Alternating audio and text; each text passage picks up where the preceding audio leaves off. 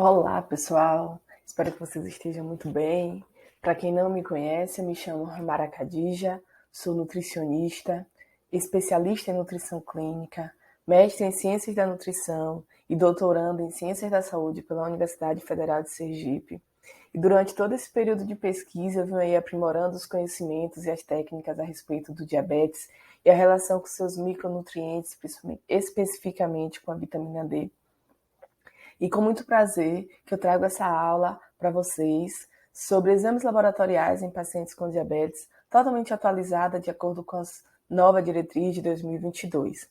Então, é uma aula slim, é uma pequena aula que vocês vão ter noção do que é que espera por vocês na nova versão do CONUD, do Consultório Nutricional para Pacientes com Diabetes, totalmente atualizado pelas novas recomendações da Sociedade Brasileira de Diabetes. Então vamos comigo aí internalizar e conhecer um pouco mais sobre esse assunto, essa temática que é tão importante, é tão bacana de ser discutida e vem sendo tão estudada considerando sua importância econômica e de saúde em todo o mundo. Então vamos lá. Em consonância com as outras versões das diretrizes da Sociedade Brasileira de Diabetes, nós temos um conceito geral do que vem a ser o diabetes mellitus. Então, é considerado aí um distúrbio metabólico que é caracterizado pela hiperglicemia persistente, decorrente da insuficiência da produção da insulina ou da ação ou da cessação na dificuldade de ação desse hormônio ou os dois em conjunto. Então, nesse contexto de uma ampla definição, vamos dizer assim, nós temos alguns tipos de diabetes aí já mostrado pela literatura e consensuais, e outros tipos de diabetes que estão surgindo, vamos dizer assim, à medida que a ciência tem avançado. Então, de uma forma geral, nós temos o diabetes tipo 1, muito bem conceituado, que é aquele que a característica inicial dele é a morte, né, vamos dizer assim, das células betas pancreáticas e a não atividade mais do pâncreas, não secreção e síntese da insulina. Dentro do diabetes tipo 1, temos dois subtipos, né, que eu vou mostrar para vocês. Temos também o diabetes tipo 2, que é aí o correspondente de 90% a 95% dos casos de diabetes diagnosticados em todo o mundo, que é caracterizado, basicamente, vamos dizer assim, iniciado por um processo de resistência à insulina, decorrente da obesidade e de toda a cascata inflamatória que o processo de obesidade causa no corpo humano. Temos também o diabetes gestacional, que é aquele diabetes onde o diagnóstico se dá no período gestacional, basicamente aí entre o final do terceiro trimestre de gestação. Temos outros tipos de diabetes, que a gente temos os diabetes monogênicos, por exemplo, aquele tipo de diabetes bem específico e que consegue ser identificado pelo mapeamento genético. E temos aí um novo tipo de diabetes, vamos dizer assim, que é o diabetes tipo 3, que vem sendo estudado, ainda não consensual, principalmente quanto à nomenclatura, mas que é a possível associação entre o diagnóstico de diabetes e o diagnóstico de Alzheimer. Então, os estudos têm mostrando aí que existe uma relação e pacientes com diabetes apresentam um risco maior para o desenvolvimento de Alzheimer e pacientes apresentam essas duas características de forma concomitante. E o que tem de interessante nesses diversos tipos da doença? Todos eles culminam para uma situação, alteração do metabolismo da glicose. Então, independente do tipo de diabetes, o que nós vamos pensar é, temos indivíduos, temos um paciente que, por algum motivo específico, ou a junção de vários motivos, está apresentando aí uma alteração do metabolismo da glicose e, por isso, apresenta essa característica de hiperglicemia consistente. Vamos lá, vamos entender um pouquinho sobre esses tipos de diabetes. Então, nós temos diabetes tipo 1 e, como eu falei, subdivide em dois tipos, onde era chamado de... e ainda vocês vão encontrar muito na literatura sendo denominado de diabetes tipo 1A e diabetes tipo 1B. Na nova diretriz, eles trazem como nomenclatura o diabetes tipo 1, que seria A, como o imunomediado, ou o diabetes tipo 1B, que seria o idiopático. Então, o que seria esse imunomediado? É aquele diabetes onde a gente consegue perceber que a secreção de insulina ela acaba, então ela tem a cessação da síntese e secreção da insulina, mas junto com isso os indivíduos também apresentam os anticorpos que caracteriza aí a doença autoimune, né? Então, que caracteriza aí a luta do corpo contra o próprio pâncreas, vamos dizer assim, de uma forma bem didática para que vocês entendam. Então, são os anticorpos relacionados com o pâncreas, com a atividade pancreática. Então, o indivíduo ele vai apresentar essas duas características. Cessa a produção da insulina e ele também apresenta anticorpos. Então, é uma característica que a gente consegue identificar de uma forma mais precisa, vamos dizer assim. Já o idiopático, como o próprio nome diz, é aquele indivíduo que apresenta a cessação da célula beta-pancreática, né, da atividade pancreática, não produz mais insulina, mas ele também não apresenta anticorpos. E aí se vê, o que é que causa isso? Por que a célula beta-pancreática parou de funcionar? Então, o nome idiopático, como vem aí na causa não específica. Então, o pâncreas para de funcionar, cessa a secreção de insulina, mas não tem nada que a gente consiga identificar como que está causando esse quadro no indivíduo. E vale chamar a atenção que esse tipo de diabetes tipo 1 idiopático ele é muito confundido com o diabetes tipo 2.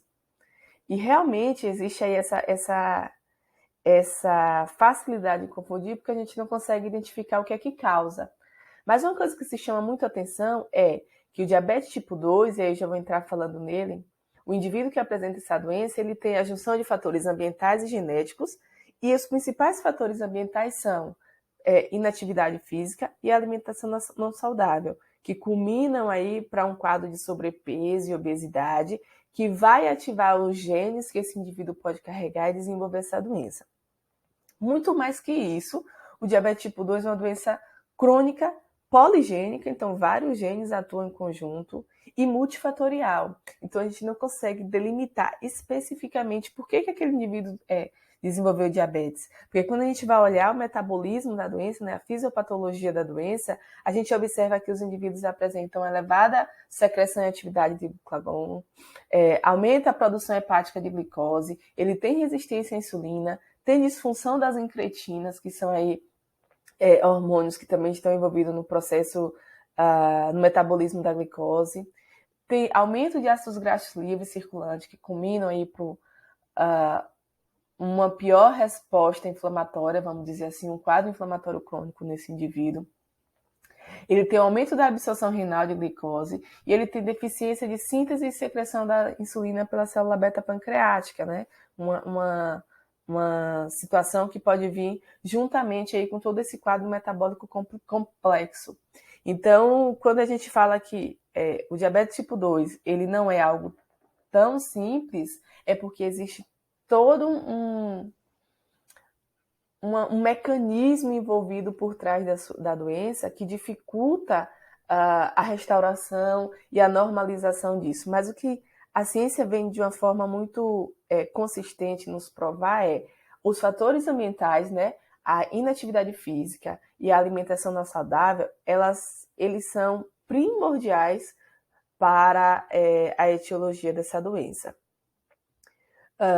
O diabetes gestacional, como eu falei, é basicamente iniciado por uma intolerância à glicose que é intensificada ou que aumenta durante o período gestacional, certo? E aí é necessário que o diagnóstico do diabetes tipo 2 seja no período gestacional e para que essa mulher ela possa ter o diagnóstico de diabetes gestacional, tá?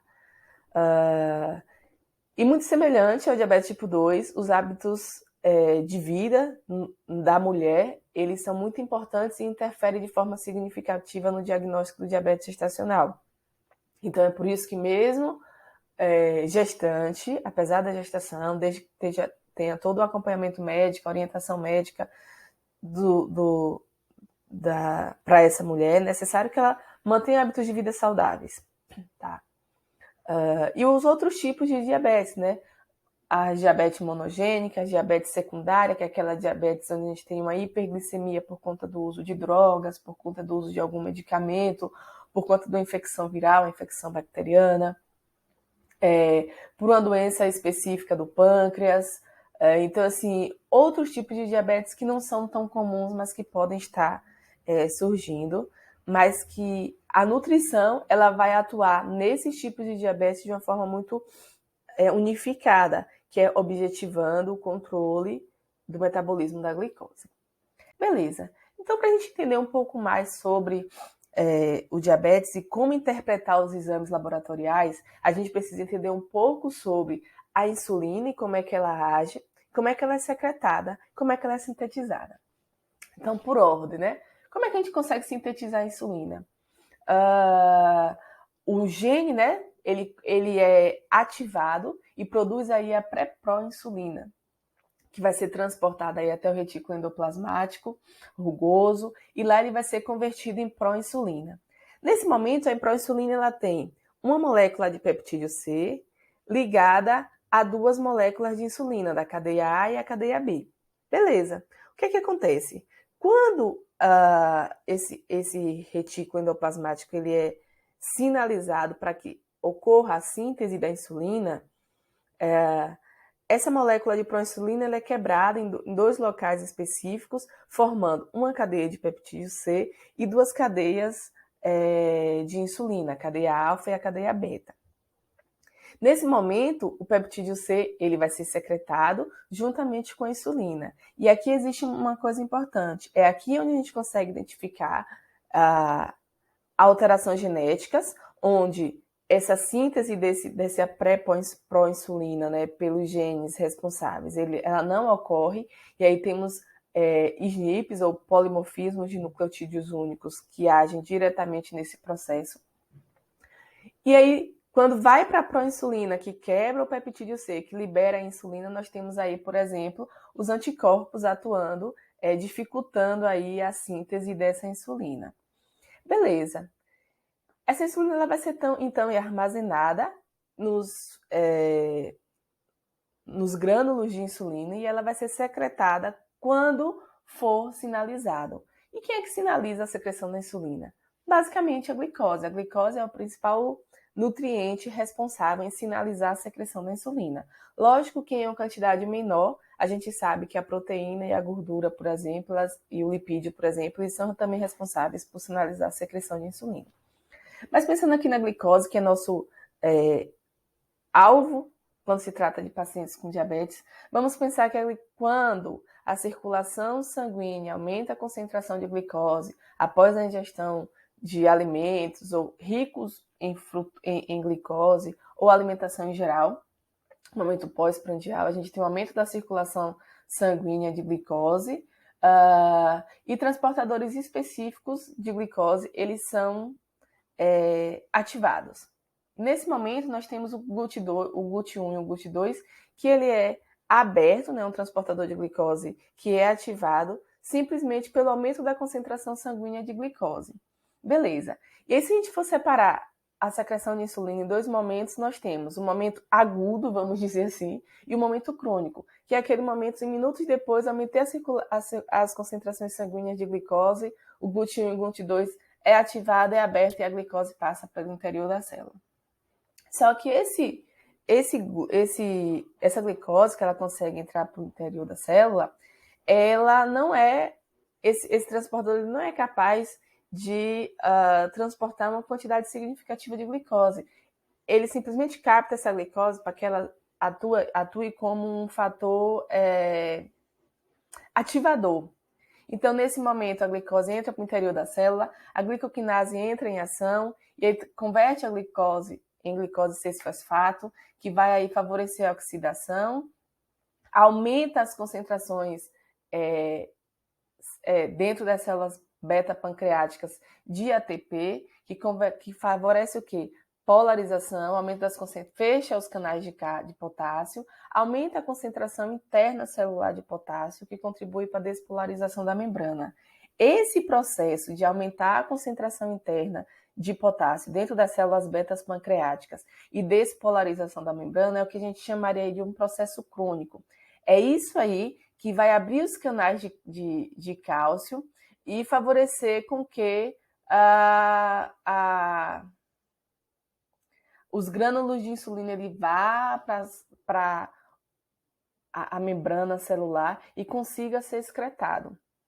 Então, e se vocês observarem, a gente tem a situação. Então, quando eu diminuo minha concentração sanguínea de glicose, esses canais de cálcio são fechados novamente, o canal de cálcio de potássio ele é reaberto, o potássio consegue sair da nossa célula, a concentração de potássio intracelular é diminuída e a secreção da insulina também é diminuída. Além disso, a gente tem o GLP-1 e o GIP, que são as incretinas, e é por isso que quando a gente olha o conceito lá de diabetes, a gente tem a disfunção das incretinas, que eles conseguem também, por uma via independente da glicose, né, eles conseguem também fechar os canais de potássio e contribuir para essa despolarização. Então, assim, o que é que a gente consegue observar? Indivíduos que têm essa dificuldade, essa inativação do GLUT1 e GLUT2, eles também podem ter dificuldade da secreção da insulina. E aí a gente tem um outro hormônio, quando a gente vai olhar o conceito, a gente tem o glucagon, um importante hormônio, porque é o glucagon que controla, né, que para a secreção de insulina, no momento que o corpo diz, agora tá bom, não estou precisando de insulina. Então, beleza. Então, eu tenho uma situação em que eu sintetizo e secreto a insulina. Qualquer alteração em um desses mecanismos, a gente já pode ter aí uma hiperglicemia que pode ser aguda e facilmente controlada. Beleza. Mas o que é que chama a atenção? A insulina, depois de secretada, ela precisa agir, né? A gente vai ficar aí com a concentração circulante de insulina. Então, como é que a insulina ela vai agir? Ela vai se ligar ao seu receptor, e aí a gente tem um receptor de insulina com dois componentes, a região alfa e a região beta, onde, quando a insulina se liga à sua região alfa, ela favorece uma despolarização de membrana e a fosforilação dos receptores de insulina. Esse processo de fosforilação dos receptores de insulina faz com que ative um transportador de glicose presente nas células, principalmente musculares, né, e adiposas. Então, facilita, pega esse transportador de glicose que está dentro da célula por uma via específica, que eu não vou entrar em detalhe nessa via nesse momento, porque a gente consegue ver essa via muito detalhada quando a gente está lá entendendo o metabolismo, a fisiopatologia da doença, tá? Então, a insulina se liga ao receptor alfa, favorece a fosforilação dos receptores de insulina. Uma via específica, esse receptor de insulina consegue ativar esse transportador de glicose que está dentro das células e faz com que ele vá para a membrana.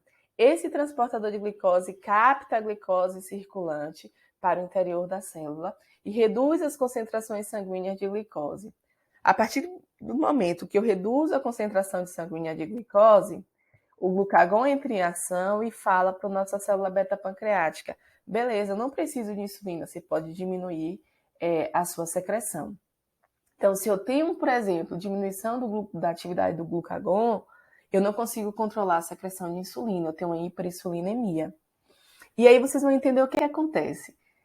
Isso aí funcionou tudo perfeitinho, né? A insulina se liga ao seu receptor, fosforila, pega o GLUT4, volta para a membrana, ela capta a glicose, diminui a concentração sanguínea de glicose, estamos funcionando perfeitamente. Beleza. Mas lembra que a gente falou sobre o processo de resistência à insulina, que o principal caracteriza o diabetes tipo 2? Quem é responsável por isso? Basicamente, o aumento das concentrações sanguíneas de citocinas pró-inflamatórias. E isso se dá muito e significativamente pela hipertrofia do tecido adiposo. Então, durante o processo de hipertrofia do tecido adiposo, a gente tem a penetração de macrófagos, que aumenta aí a síntese, por exemplo, de TNF-alfa. E aí o TNF-alfa vai ativar o JUNC, ativando a via da IKK, e aí ele vem aqui e bloqueia a fosforilação aí dos receptores de insulina e dificulta, e aí para essa translocação do GLUT4. Se eu não transloco o GLUT4 para a membrana, o principal receptor, né, o principal receptor captador de glicose da nossa membrana, de uma forma mais significativa, que age de uma forma mais significativa, ele não vai ser translocado, ele vai continuar dentro da célula. Se eu não transloco o GLUT4, eu não capto glicose. Resultado, hiperglicemia. Beleza. E aí o que acontece? A hipertrofia do tecido adiposo, por ela só, ela já vai fazendo esse processo. Aí o aumento, por exemplo, da atividade da ingestão de alimentos ricos em gorduras, por uma outra via metabólica, que é a via da mTOR, ele também para a fosforilação dos receptores de insulina, né? Então, interrompe a fosforilação do receptor de insulina e dificulta essa translocação do GLUT4. Então, nós temos aí dois mecanismos distintos, onde situações muito favoráveis e muito comum hoje em dia, né, no nosso dia a dia, que é o excesso de peso, a hipertrofia do tecido adiposo associada à alimentação não saudável, ativando vias metabólicas que vão parar a translocação do GLUT4 e a captação de glicose. Beleza. Se eu paro de captar glicose, o que vai acontecer? Aumento da glicose na corrente sanguínea, na extracelular. E aí, se eu aumento a glicose na extracelular, o que é que vai acontecer? Voltando para a figura anterior. A insulina, né? Meu corpo vai mandar uma mensagem para o pâncreas e vai dizer, produz insulina, pô, estou precisando porque tem muita glicose. Então, eu vou tentando aqui, ativo o gene, pré-pró-insulina, quebra a cadeia de peptídeo, produz insulina. Só que vai acontecer uma hora que vai acontecer o quê? A insulina vai estar em uma concentração também alta no meu corpo, que vai tentando captar glicose. E aí eu vou estar numa situação de hiperinsulinemia e hiperglicemia. E aí começa a loucura. Quem vai entrar em ação? O glucagon. O glucagon vai dizer, insulina, cara, você está muito no corpo, então para aí um pouquinho e vai começar a tentar parar a função a secreção de insulina. E aí quando para, o glucagon tenta fazer isso, então ele também se põe numa situação de hiperglucagonemia. Então eu pego um indivíduo que tem excesso de peso, alimentação não saudável, e ele tem hiperinsulinemia, hiperglicemia e hiperglucagonemia. O que vai acontecer nesse indivíduo? Esse gene aqui, esses caras aqui que sintetizam insulina, essa célula beta-pancreática, ela vai dizer, cara, não aguento mais. Falhei. Parou, eu paro de produzir, eu não estou mais aguentando. E aí a gente vê, por exemplo, a dependência exógena de insulina, porque a célula beta-pancreática ela parou de funcionar. Beleza? E aí vocês vão entender por que eu estou trazendo isso para uma aula de interpretação de exames laboratoriais. E aí a gente vem aqui, por exemplo, a atividade física atuando de forma independente de insulina. Ela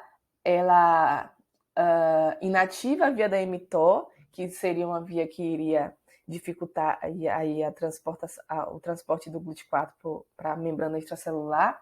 Ela inativa a via da Junqi-KK, então que seria uma via inflamatória que também iria dificultar o transporte do GLUT4, e ela ativa a via independente da insulina, que é a via da MPK, favorecendo o transporte do GLUT4. Então, a gente tem aí o exercício físico como um fator que transloca GLUT4 para a captação de glicose, independente da insulina. Então, um fator totalmente protetor. Além de ele ativar, né, translocar o GLUT4, ele vai atuar inativando vias importantes que iriam inibir a fosforilação dos receptores de insulina. Beleza, isso aqui foi bem superficial para que vocês consigam entender uma coisa. A gente tem uma situação normal, secreção e atividade normal da insulina, atividade normal da incretina e captação normal da glicose. E a gente tem na situação do diabetes, aumento da glicose circulante, diminuição ou cessação da secreção da insulina, resistência à atividade da insulina, menor atividade da incretina, glicação de proteínas, e aí vem as complicações, e inflamação crônica de baixo grau, que vai voltar e contribuir para a resistência à insulina. Então, assim, por que é importante que vocês consigam ter essa ideia geral? Porque quando eu vou solicitar exames laboratoriais, eu vou pensar qual é a característica do meu paciente? Por que eu vou solicitar esses exames? O que é que ele já me traz de informação de IMC, de informação de hábito de vida, que vai me dar noção se eu vou para uma situação de resistência à insulina ou se esse paciente já está apresentando sensação de insulina. Tá? Então, a atividade ela é nesse sentido. Então, vamos lá. Então, quando que eu vou solicitar? Quando eu vou rastrear se meus pacientes tem especificamente diabetes tipo 2. E eu vou deixar claro para vocês por que diabetes tipo 2 sempre chama mais atenção. E a gente tem a fisiopatologia da doença, né? A causa da doença, que são os hábitos de vida e que corresponde ao maior número dos casos de diabetes diagnosticados no mundo. Então, se é um paciente que ele tem mais de 45 anos, isso já é um fator universal para o rastreamento do diabetes tipo 2, porque o próprio envelhecimento ele vai contribuir para essa situação. Se é um paciente com sobrepeso ou obesidade, mesmo se ele não tem 45 anos, um paciente com sobrepeso e obesidade, a gente viu que ele está inserido aí em um contexto favorável. Se ele apresenta um dos fatores de risco, como história familiar de diabetes, etnia, e a gente tem os afrodescendentes, os indígenas, se tem história de doença cardiovascular, se é um paciente hipertenso, se nos valores de HDL, né, do exame de HDL, ele apresenta menor que 35, se os valores de TG são maiores que 250, se é uma mulher com síndrome de ovários policísticos, e aí a gente já viu que a síndrome de ovário policístico ela é bem ampla e apresenta como principal característica, por exemplo, resistência à insulina. Se é um indivíduo sedentário, se ele apresenta sinal de acantose, que a gente já sabe que é um sinal de resistência à insulina, se é um paciente que a gente já consegue acompanhar que ele foi pré-diabético, se é uma mulher que teve história de diabetes estacional ou indivíduos com HIV. E uma coisa que chama atenção nessa nova diretriz é que eles alertam a gente sobre a necessidade de rastrear diabetes tipo 2 em crianças e adolescentes que são assintomáticos. E por que é interessante isso? Não sei se vocês, se hoje o ensino da graduação ainda aborda dessa forma, mas na minha época foi diabetes tipo 1, criança e adolescente, diabetes tipo 2, indivíduos acima de 45 anos. Só que o processo de transição nutricional, transição epidemiológica, ele veio mudando essa característica. E hoje a gente consegue identificar crianças e adolescentes com diabetes tipo 2, resultado do sedentarismo e da alimentação não saudável. Então, a nova diretriz ela já recomenda esse rastreamento para crianças. Se a gente tem jovens com sobrepeso e obesidade, com pelo menos um dos fatores de risco, que é a história de diabetes materno, história familiar de primeiro ou segundo grau, então se tem um pai, a mãe, o avô, a avó com diabetes, etnia de risco, se apresenta algum sinal de resistência à insulina, como a acantose, hipertensão, se é um adolescente, um jovem que já apresenta quadros, né, de hipertensão arterial, de dislipidemia, se é um adolescente com SOP ou se é um adolescente com baixo peso ao nascimento. Então, é uma coisa que chama muito atenção e que a gente vai passar a abordar a diabetes de uma forma diferente. Não é mais diabetes tipo 1, de fator genético, autoimune, que aparece em crianças e adolescentes. Não mais. Agora nós temos uma falha, né, de síntese e secreção da insulina pela célula beta-pancreática, que pode ser também resultado de uma hiperglicemia crônica e todo o processo que eu acabei de mostrar a vocês.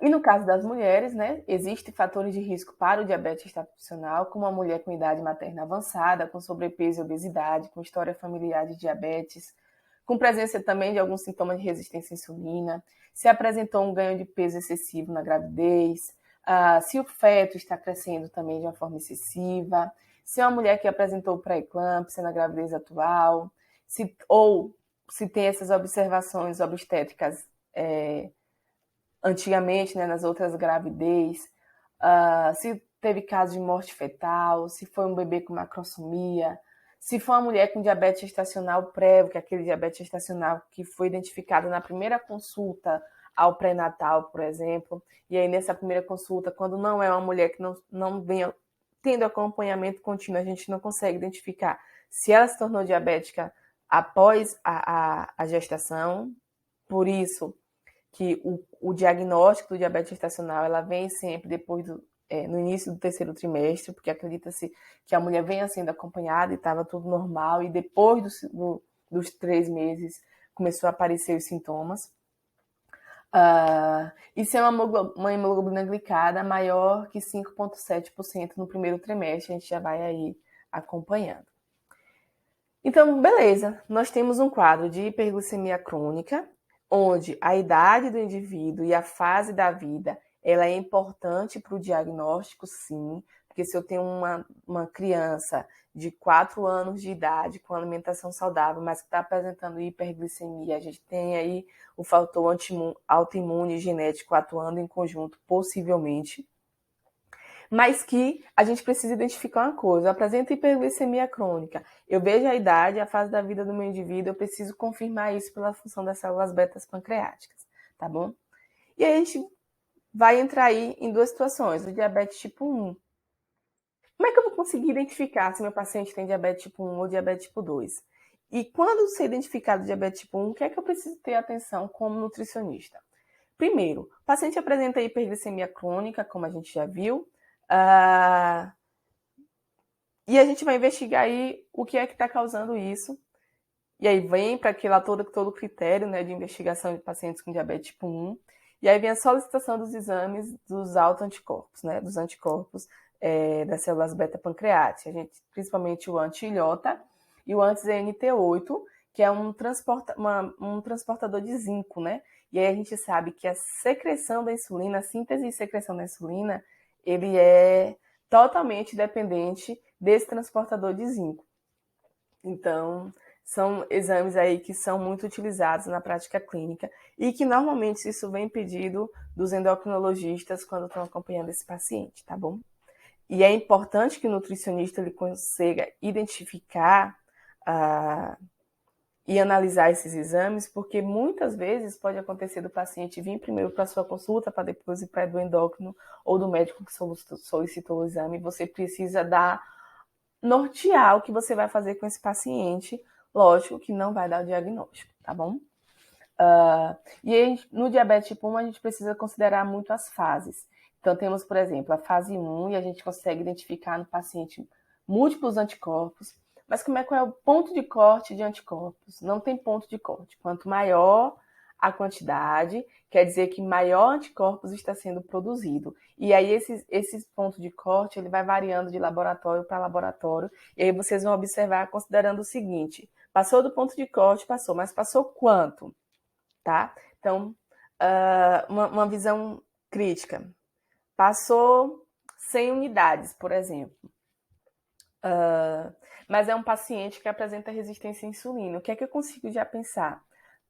O paciente está apresentando resistência à insulina, mas ele também tem um fator genético aqui que pode estar contribuindo para isso. Então, eu preciso controlar a resistência à insulina para que esse fator genético ele não seja exacerbado, tá? Então, o paciente pode apresentar, por exemplo, anticorpos positivos, glicemia normal e ser pré-assintomático. O que seria um pré-assintomático? Um paciente que esporadicamente, dependendo de como foi a dieta da semana, ele vai levantar várias vezes à noite para ir ao banheiro fazer xixi. Então, isso não é todos os dias, isso não é independente da dieta, isso é dependente da dieta. Então, seria um paciente aí pré-assintomático. Fase 2, paciente que tem múltiplos anticorpos, hiperglicemia e que continua pré-assintomático. Então, a gente já consegue identificar aí que a célula beta-pancreática está começando a falhar, o paciente já está começando a ter hiperglicemia, mas ele continua pré-assintomático. E isso é muito importante, a gente vê no curso que os pacientes com diabetes, na fase inicial, vamos dizer assim, independente do tipo de diabetes, eles são assintomáticos.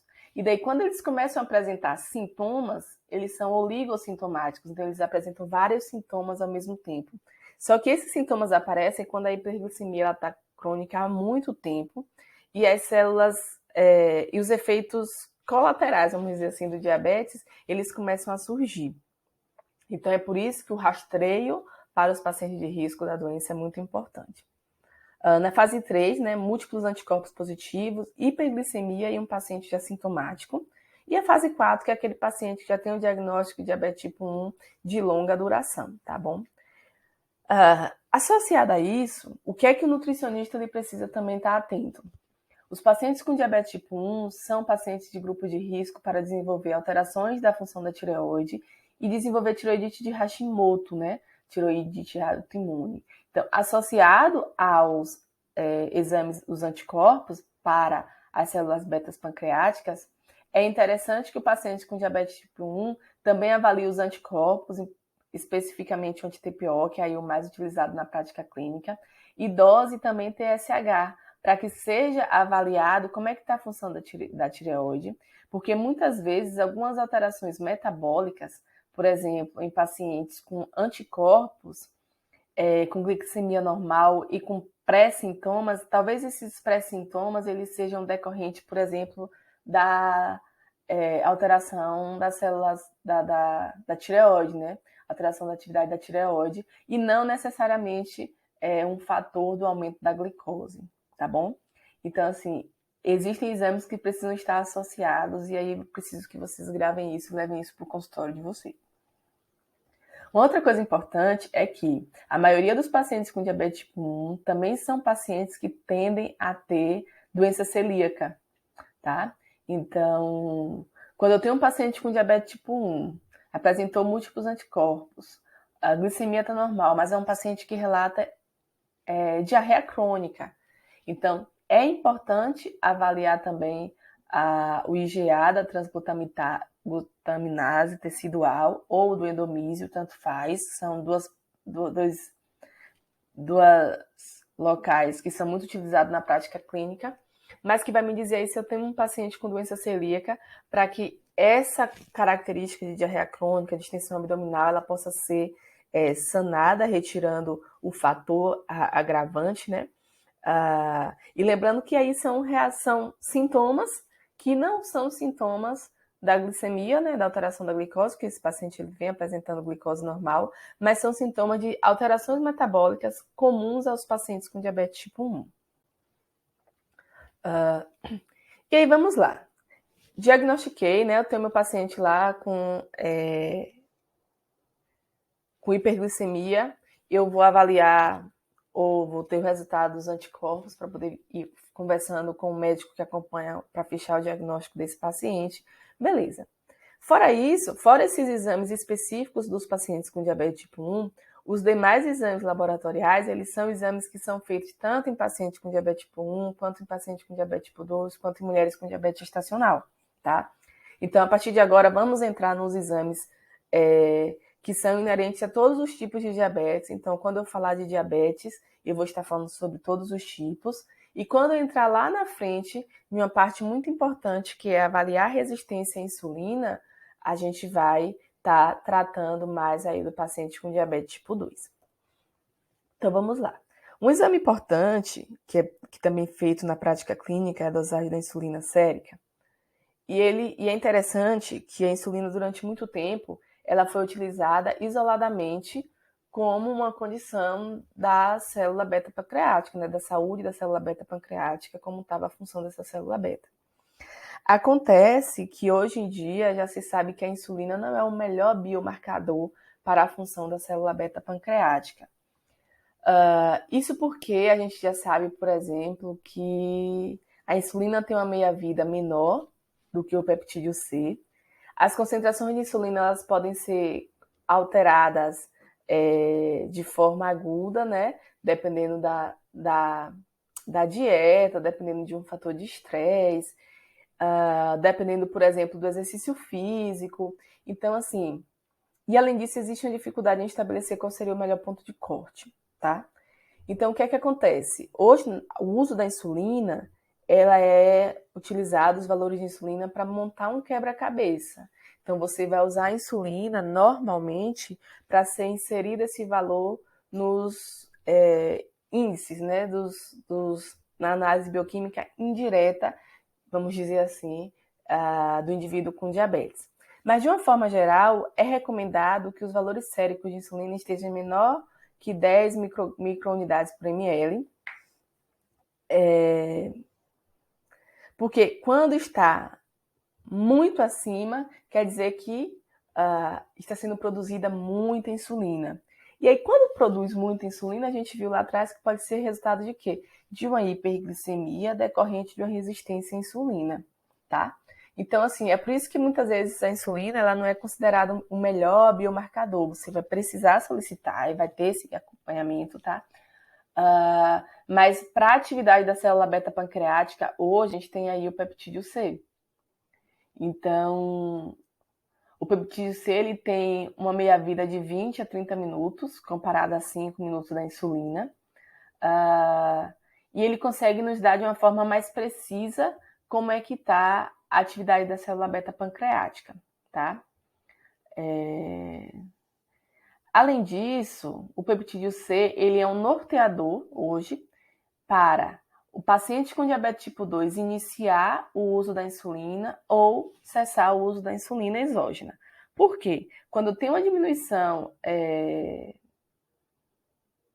do peptídeo C, a gente consegue ter aí ideia de que as células betas pancreáticas estão parando. Então, peptídeo C, por exemplo, menor que 0,6 nanograma por ml, a gente consegue ter noção aí que seria um diagnóstico de diabetes tipo 1B, né, o idiopático, sem causa específica, porque nós temos uma situação em que o paciente está parando a célula beta pancreática. Então, se eu pego um paciente com hiperglicemia, por exemplo, sem resistência à insulina, e vocês vão ver como a gente vai conseguir identificar se ele tem resistência à insulina. Um paciente com insulina elevada, hiperglicemia e peptídeo C menor que 0,6, a gente consegue identificar que esse paciente tem uma falha da célula beta pancreática por um fator que não foi ainda muito identificado, tá? Então, em que situação a gente tem um aumento do valor de peptídeo C? Aumento da insulina, resistência à insulina, né? Tumor nas células beta pancreática e a doença renal. E quando a gente tem diminuição do peptídeo C, a gente tem um quadro aí de diabetes tipo 2 avançada, já está tendo falha da célula beta pancreática por conta da resistência à insulina. Pacientes que usam insulina injetável, e isso aí é muito importante. O peptídeo C ele não é interferido, né, pela insulina injetável. Já a insulina, ela consegue sofrer interferência da insulina injetável. A gente não consegue mensurar se aquela insulina foi a insulina que o pâncreas produziu ou foi a insulina que injetou. Já o peptídeo C, não. O peptídeo C, ele reflete especificamente a atividade da célula beta pancreática. Tá bom? E além disso, ele consegue nos dar noções de futuras complicações do diabetes e como é que está aí a resistência à insulina, por exemplo, desse paciente. Então, um paciente que está apresentando queda de peptídeo C associada com hiperinsulinemia e hiperglicemia, a gente sabe que as possíveis falhas dos órgãos, as falhas múltiplas aí dos órgãos podem vir em decorrência desse fator. E além disso, ele também pode nos dar uma resposta aos hipoglicemiantes.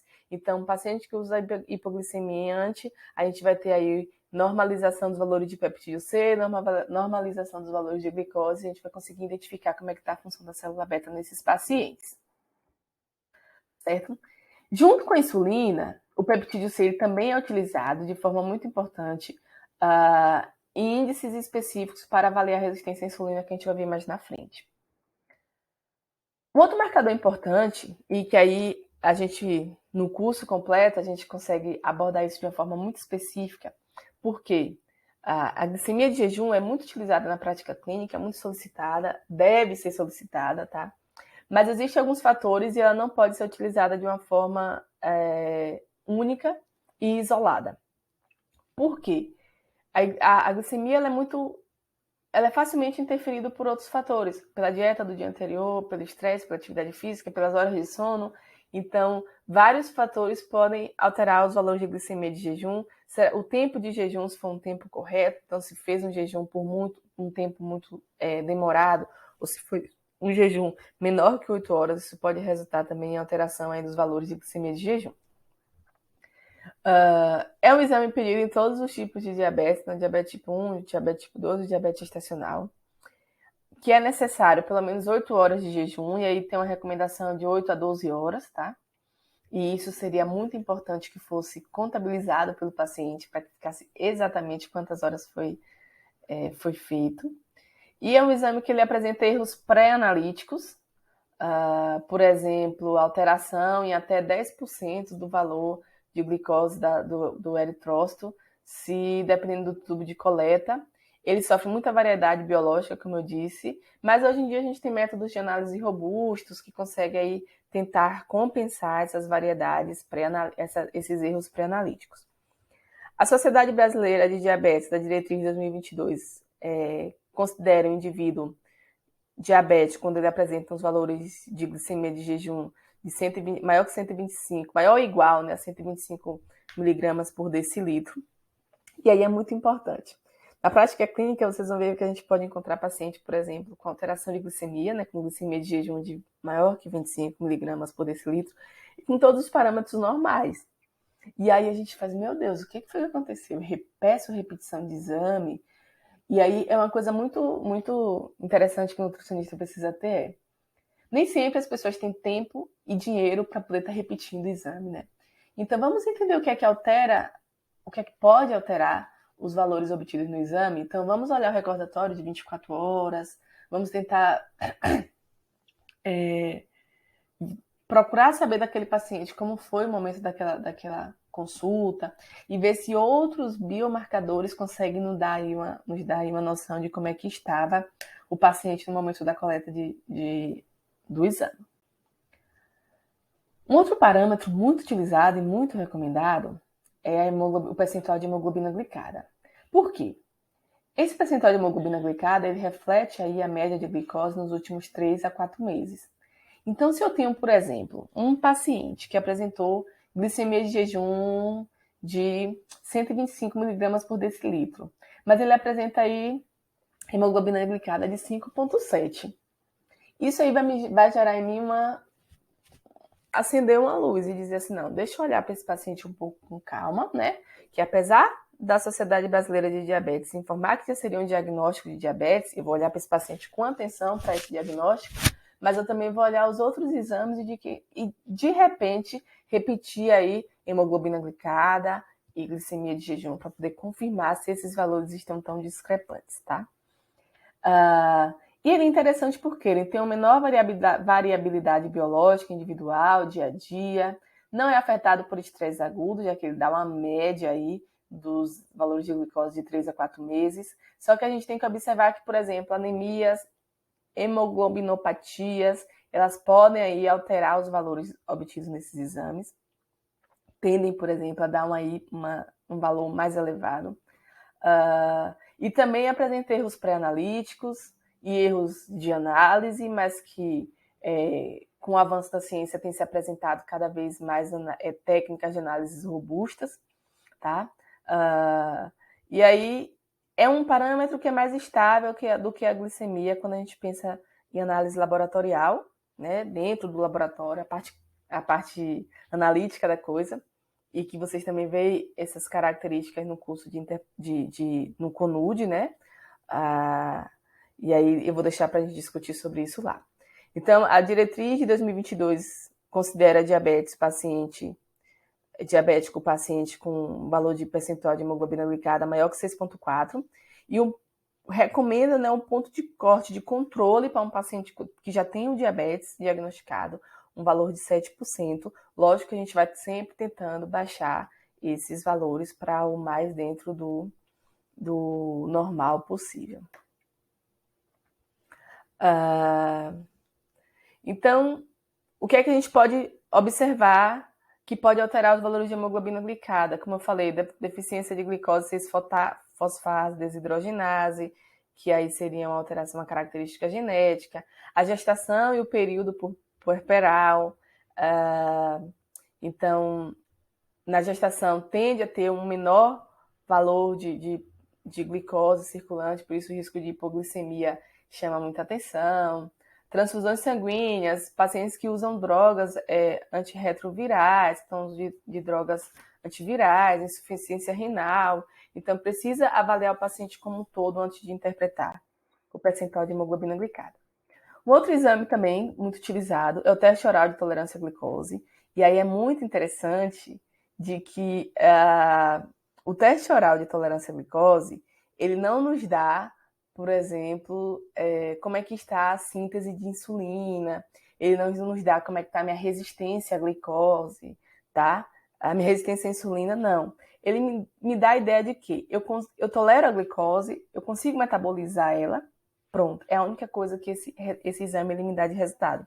Mas ele é muito importante, porque é com os valores de teste oral de tolerância à glicose, que a gente consegue também obter outros índices, como o índice de Matsuda, que vai nos dizer assim, essa pessoa está intolerante à glicose, o corpo dela não consegue metabolizar, e associada a isso ela está, por exemplo, com resistência à insulina. Então, é um exame muito utilizado na prática clínica, principalmente para mulheres com diabetes gestacional, considerando que a gente já viu que a intolerância à glicose é comum, né? É mais fácil, vamos dizer assim, em mulheres com diabetes, em mulheres grávidas, tá? E aí é um exame que é feito após dose a glicose em jejum, 2 horas após a ingestão de 75 gramas de glicose, dose, aí dependendo do laboratório a gente vai ver como vão sendo feitos os parâmetros, mas normalmente 30, 60, 90, 30, 60, 90, 120, 2 horas, e aí com marcadores desses 4 tempos. E aí o que é importante é que é ideal que a gente não restrinja carboidrato pelo menos 3 dias antes do teste, tá? E aí o que é que o teste nos mostra? Ele nos mostra como é que está a nossa resposta à insulina após uma sobrecarga. Então, lembrando lá do metabolismo, né? Como eu falei, consumiu a glicose, secreta a insulina vai agir. Pá. Se nesse momento que eu consumo a glicose, meu corpo não secreta a insulina, quer dizer que lá naquele momento lá onde a glicose entra na célula para secretar a insulina, está acontecendo alguma coisa que não está indo muito bem. Então, nos dá a resposta daquele primeiro momento lá. E aí, como é interessante juntar isso com outros exames, né? Então, como é interessante juntar isso com glicemia de jejum, como é interessante juntar isso, por exemplo, percentual de hemoglobina glicada e com os exames de resistência à insulina, porque eu consigo identificar que meu paciente está com alteração da resposta à glicose lá no primeiro momento, olha que interessante, né? Lá no primeiro momento, ele está com alteração da resposta da glicose lá na resistência à insulina, então a insulina não está agindo, e ele está com a glicose alta justamente por isso. Né? A gente consegue enxergar nos exames laboratoriais todo o metabolismo e a fisiopatologia da doença. Então, aí a Sociedade Brasileira a diretriz de 2022 dá como ponto de corte para paciente com diabetes um valor de teste oral de tolerância à glicose maior que 199 mg por decilitro. E aí a gente precisa considerar algumas coisas. Taxa de esvaziamento gástrico é um fator que interfere no resultado. Absorção e utilização da glicose pelo trato gastrointestinal é uma coisa que pode interferir. Então, são fatores inerentes a indivíduos que podem estar aí interferindo no resultado.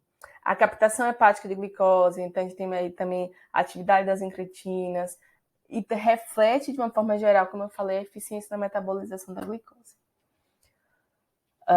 Um outro exame também que é muito interessante é a glicose ao acaso. É você pegar o paciente, a gente está aqui agora, vem aqui você, vamos ali dosar a glicose, vamos ver como é que está a sua glicose. Mas quem é que deve fazer esse tipo de exame? Todo paciente deve pegar e levar? Não. São pacientes que apresentam sintomas de hiperglicemia. Então, é um paciente que acorda muito à noite, que está bebendo muita água, um paciente que está apresentando tontura, visão turva, que aí vamos ver se é uma hiperglicemia em resposta a um determinado alimento, a uma determinada prática de vida, ou se é uma hiperglicemia a qualquer momento do dia. Então, chegou aqui, foi lá e fez, dosou. E o ideal é que não seja 2 horas após a ingestão de algum alimento, né? Porque para isso a gente tem, por exemplo, teste oral de tolerância à glicose, e que não esteja em jejum, tá? E aí, segue os mesmos pontos de corte da glicemia de jejum, então maior que 125 mg por decilitro seria diagnosticado como paciente com diabetes. Beleza. Então, eu consigo identificar, a gente chama assim de marcadores bioquímicos diretos do diabetes, né? Mas que a gente conseguiu discutir minimamente aqui que existem fatores que podem estar interferindo nesses resultados, que eles não podem ser interpretados de maneira isolada. Os marcadores indiretos, né, vamos chamar assim, eles são tão importantes quanto os diretos, e eu ainda vou mais além de que eles nos dão uma visão de como está um paciente como um todo, né? Principalmente quando a gente pensa aí na resistência à insulina. e considerando toda a fisiopatologia da resistência à insulina, né? Então, a gente vê que dislipidemia provoca resistência à insulina, aí a gente tem uma situação de inflamação crônica de baixo grau, os falsos magros, vamos dizer assim também, a alimentação não saudável, mesmo sem excesso de peso, a gente consegue observar, que ela causa resistência à insulina, por isso que eu chamo muita atenção pelos falsos magros, tá? Então, assim, a gente consegue identificar o paciente como um todo, e isso é muito interessante. Então, o principal teste, né, de resistência à insulina, a gente tem aí é o ROMA, basicamente o ROME-R, né? E aí é interessante que quando a gente abre a calculadora do ROMA, que são medidas de sensibilidade da insulina estacionária. Por que é estacionária? Vocês vão conseguir identificar agora, que é o seguinte, eu vou usar dados de exames que foram pontuais, por exemplo, glicose, peptídeo C ou insulina, para me dizer, né, para predizer como é que está a função da célula beta pancreática, como é que está a sensibilidade à insulina e como é que está a resistência à insulina. Vocês vão ver lá na frente que o teste oral de tolerância à glicose é um teste que consegue nos dizer uma medida de sensibilidade de insulina contínua, porque a gente tem tempos de atividade. Então, a gente tem a glicose de jejum após 30 minutos, 60, 90 e 120. Então, é um valor contínuo. E aí, muito interessante quando a gente consegue associar esses dois índices. Então, abrindo a calculadora ROMA, eu até abri aqui para vocês verem. Então, aqui nós temos a calculadora ROMA, o site, né? E aí a gente vai descer aqui, em downloads. Deixa eu aqui baixar aqui.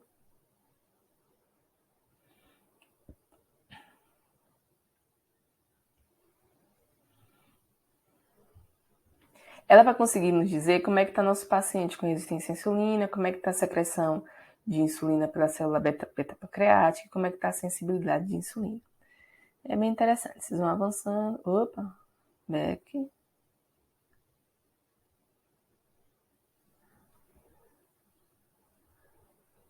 Criar um ícone no meu desktop.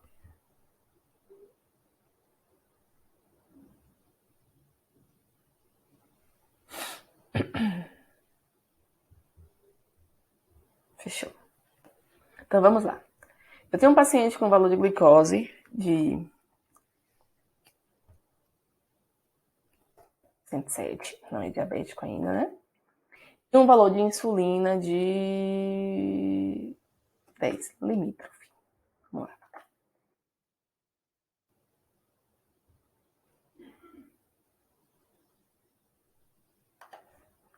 Miligramas.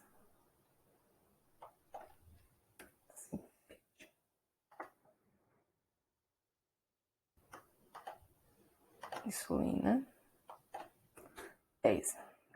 Vale atentar, tá vendo? Para as unidades de medida de cada biomarcador.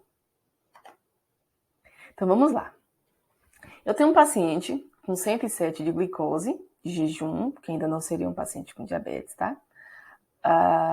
E com insulina no limite, né? De 10 microunidades por ml. E aí, vamos voltar aqui para a nossa aula. A gente vai observar aqui resistência à insulina, né? O IR, 1,35, sensibilidade à insulina de 74% e secreção da célula beta de 80,9%, mas abstenham esse resultado. Por quê? Eu vou explicar a vocês, tá? Então, aqui, resistência à insulina de 1,35. Vamos voltar.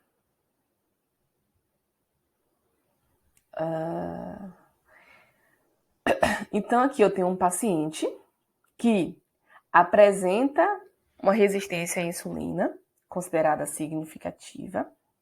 Por quê? Porque seria interessante que o valor de IR estivesse a menos que 1, né? Então, eu tenho um paciente que apresenta 1,35. Foi 1,35, gente? Aqui, um paciente que apresenta 1,35. Foi de uma forma bem geral, a gente não tem, por exemplo, valores de idade e tal, tá? Se a gente for olhar aqui a recomendação de gelonese, nós temos um paciente sem resistência à insulina, beleza? Mas, se a gente for considerar que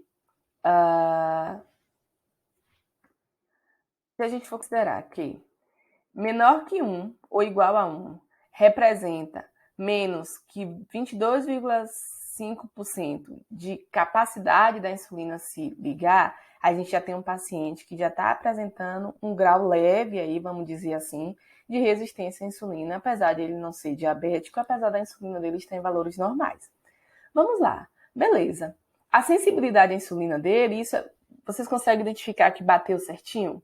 Porque ele apresentou 1,35, né, de resistência à insulina com 74% de sensibilidade.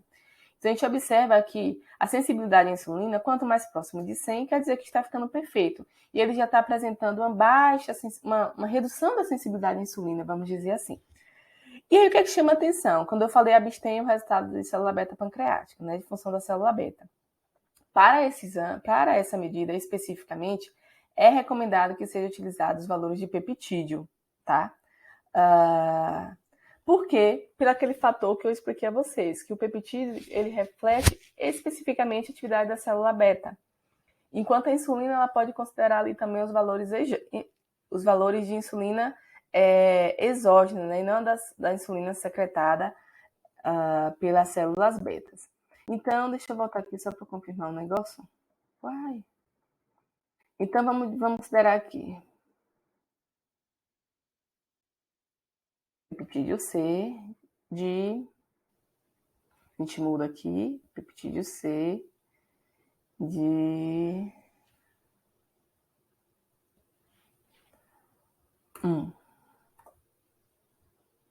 Vamos dizer assim.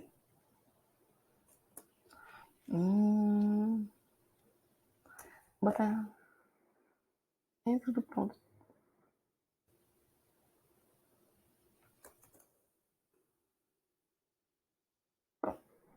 Olha como é que está a função da célula beta desse paciente, né? Glicose 107, peptídeo C de 1, que se a gente for voltar aqui, o ponto de corte, deixa eu voltar aqui para vocês. A gente tem aqui, vamos supor aqui, se fosse bem no meio, né? Se a gente fosse olhar o peptídeo C normal, a gente ia pensar o quê? Não, a função da célula beta está tranquila, né? Porque o peptídeo C está dentro dos pontos de corte utilizados. Mas quando a gente vem aqui para o Roma, a gente vê que a função da célula beta dele já está bem comprometida. Então, paciente com glicose normal, com peptídeo C de 1, né, nanograma por ml, que ele está apresentando aí 55% só de atividade da célula beta pancreática. Então, ele já perdeu metade. E aí, o que é que está acontecendo nesse paciente? Se a gente for pensar assim, glicose normal, teoricamente, né? Ele está um paciente aí pré-diabético, quase, né, pré-diabético, tendendo ao pré-diabetes, mas que a função da célula beta pancreática dele já está bem comprometida. Então, de repente, a gente pode estar investigando aí os anticorpos desse paciente para poder a gente confirmar esses achados. Conseguir identificar, perceber como é interessante a aplicação desses índices? É um paciente sem resistência à insulina, com a sensibilidade da insulina de 75%, já começando a querer baixar, e com a função da célula beta pancreática, que já perdeu aí 50% da sua capacidade secretória. Então, já é um paciente onde a gente vai começando a nortear aí para qual lado a gente vai. Então, os pontos de corte que a gente tem hoje para o Roma, validado no Brasil, o de gelonese é o mais atualizado, né, o mais usado. E aí, para adultos e idosos, um valor de Roma R acima de 2,71, ele já é considerado um paciente com resistência à insulina. E aí, para o percentual da célula beta e percentual da sensibilidade à insulina, a gente usa, quanto mais próximo de 100, melhor está essa característica do paciente. Beleza. Um outro índice utilizado também é o índice de Matsuda. Eu trago para vocês esses índices, gente, porque são índices disponíveis, né? São calculadoras disponíveis na internet, que vocês conseguem ter uma visão muito bacana dos pacientes, da condição de saúde do paciente, utilizando o resultado de exames de rotina que são baratos, né? Então, você não precisa ter nada muito sofisticado, muito, nossa, no seu consultório, não vai exigir demais de você a nível de investimento financeiro, porque você consegue ter isso de forma gratuita com exames que já são rotineiros. Então, nós temos, por exemplo, aqui o índice de Matsuda, e aí a gente vai usar nesse índice os valores de glicose e insulina utilizados no teste oral de tolerância à glicose. E aqui está o site. Então, vamos lá. Se você teve os tempos de 0, 30, 60 e 90, clique aqui. Se você teve apenas o tempo 0 e 2, clique aqui. Se você teve o tempo de 0, 30, 60 e 120, clique aqui. Então, você vai escolher qual foi o tempo do exame do seu paciente e você vai avaliar seu paciente. Então, eu vou considerar aqui que eu tive um paciente que teve 2 tempos, 0 e 120, que é muito difícil, né? Usou 75 gramas, o valor de glicose, ele começou com o valor de glicose de 111 e 2 horas depois estava com o valor de glicose de 170 micro, né? O valor de insulina, ele estava aqui, começou com o valor de insulina de 5 e a insulina chegou a 10. Vou ter todos os limites. Deixa eu descer aqui.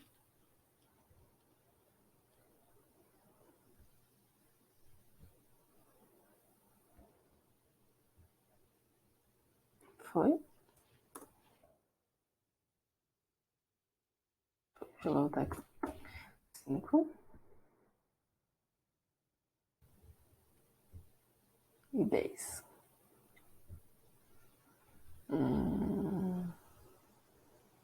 Então, por exemplo, eu tenho um índice de Matsuda nesse paciente, que teve 2 horas, né, de 2 momentos de análise, 0 e 120. Um índice de Matsuda de 13,07. Vamos voltar aqui para os pontos de corte. 13,07. Então, a gente tem um paciente que, por exemplo, valores de índice de Matsuda maior que 2,5. Maior que 2,5, ele é sem resistência à insulina.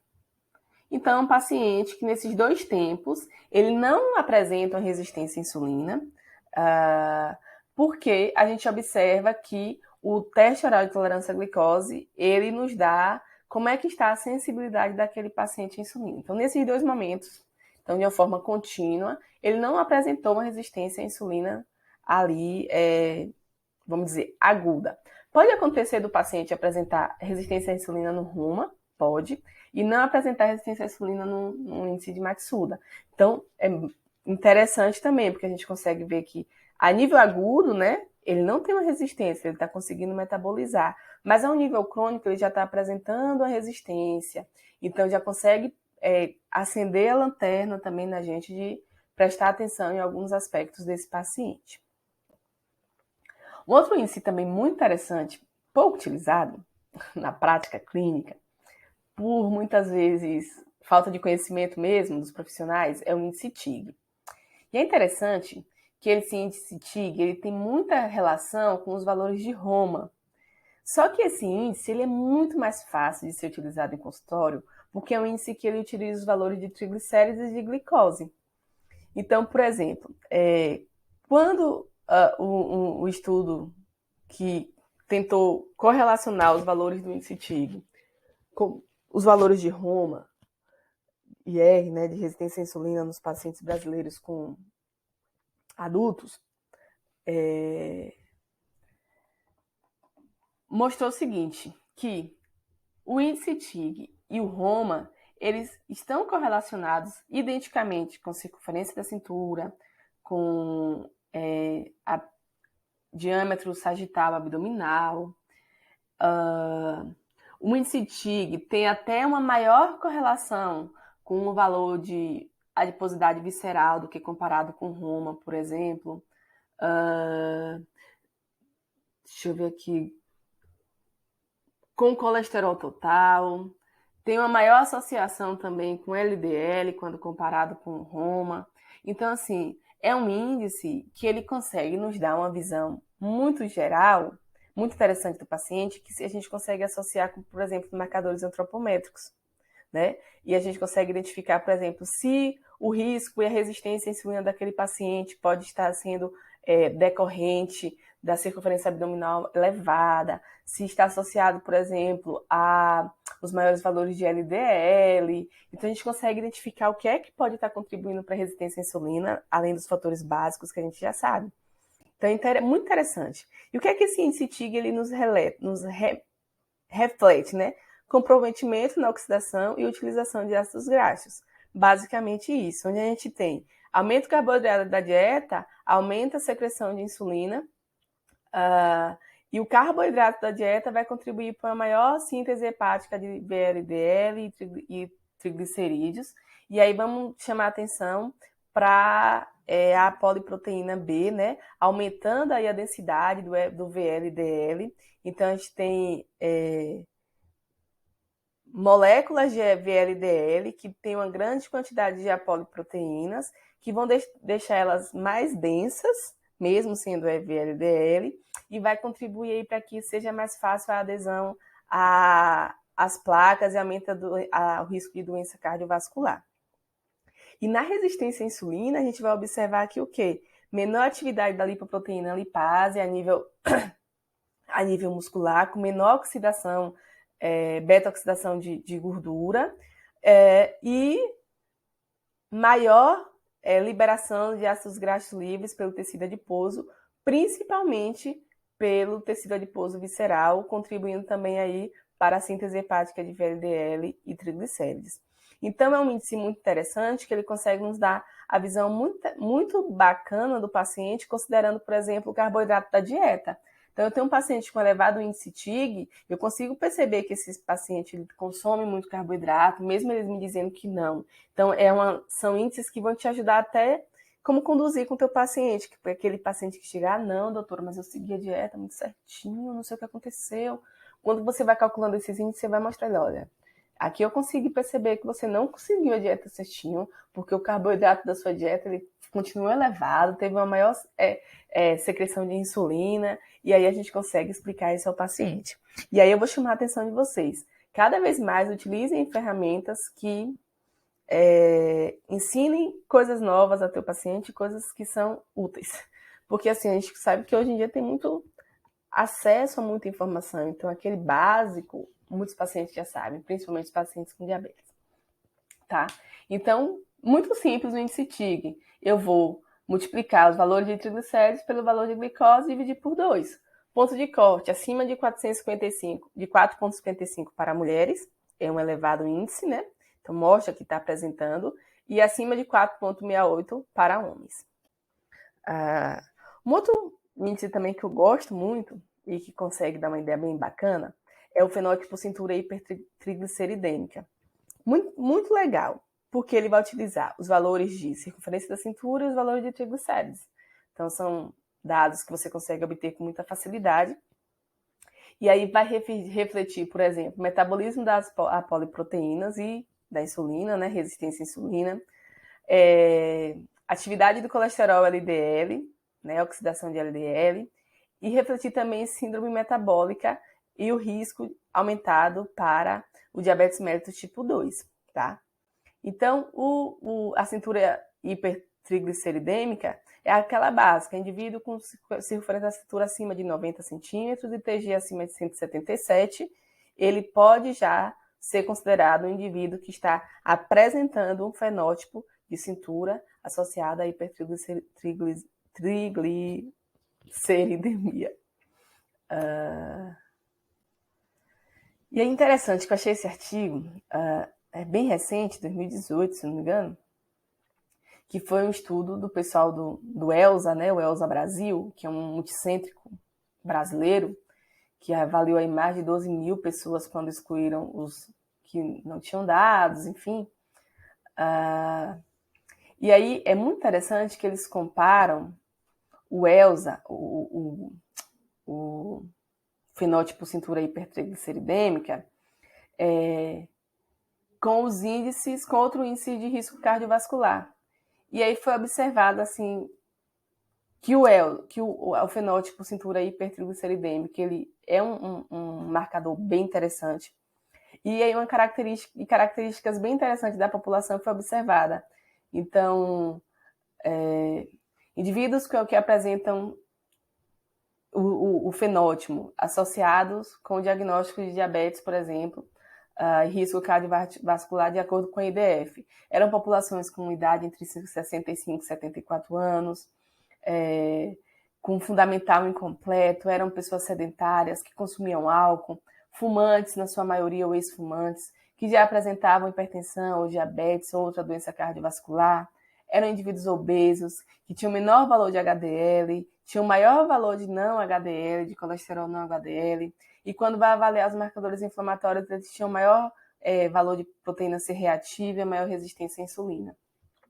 Então, esses dados eles são bem interessantes porque eles conseguem nos mostrar que é um índice de fácil obtenção, né, nos dados, e que podem estar associados a várias coisas, inclusive dos hábitos de vida. E aí, só para poder frisar e lembrar, né, que nós nutricionistas não temos a atribuição de dar diagnóstico, né, nosso conselho de ética não permite que a gente dê diagnóstico, mas é nossa obrigação conhecer os exames bioquímicos e tentar nortear a conduta nutricional e a conduta desse paciente de uma forma mais precisa possível, vamos dizer dessa forma. Então, não vale para a gente olhar ponto de corte e não vale para a gente também olhar o paciente de uma forma isolada, né? Então, vale para a gente olhar o paciente de uma forma contextualizada, utilizando vários índices e nortear aí nossa conduta nutricional com base nesses índices. Então, muito interessante, por exemplo, você pega um paciente e usa o índice TIG e você consegue moldar, por exemplo, o carboidrato da dieta desse paciente, né? Então, são informações obtidas facilmente em consultório e que vão ajudar muito na conduta nutricional. Vamos lá agora para um pouquinho de prática. Se a gente fosse pensar, né? Um paciente com 30 anos, 1,70 m, peso de 90 quilos, circunferência da cintura de 110, elevada, né?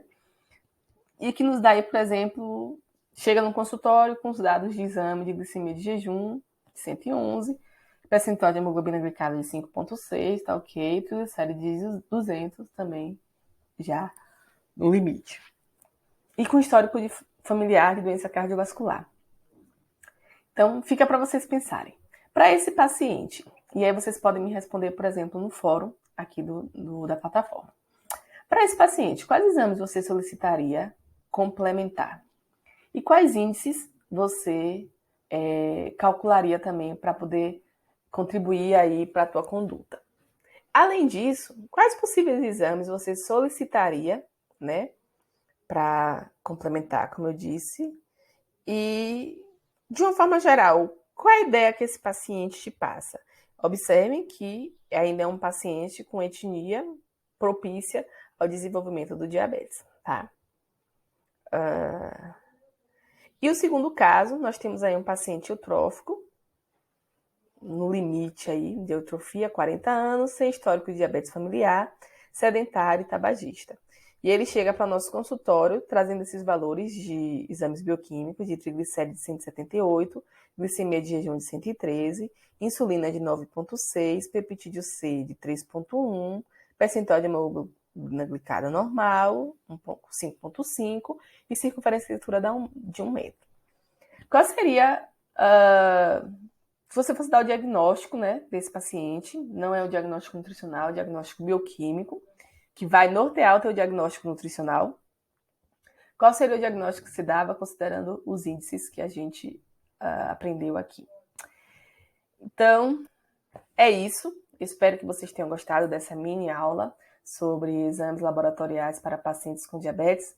Lembrando que o curso de atendimento nutricional para pacientes de diabetes ele está sendo reformulado, considerando as atualizações e as orientações da nova diretriz, né, da Sociedade Brasileira de Diabetes. E já está sendo gravadas as aulas e será colocado na plataforma, tá? e essa aula vai ficar lá disponível de forma gratuita para que vocês tenham noção mais ou menos do que é abordado no curso. Lembrando que no tópico de exames laboratoriais a gente aprofunda alguns aspectos específicos e acrescenta aí outros exames laboratoriais, incluindo exames de biomarcadores dietéticos, né? Então, vitamina D, zinco, vitamina B12, que são exames importantes a serem feitos no paciente com diabetes. Espero que vocês tenham gostado. Muito obrigada pela atenção. Qualquer coisa, estou disponível, tanto pela rede social quanto pelo e-mail.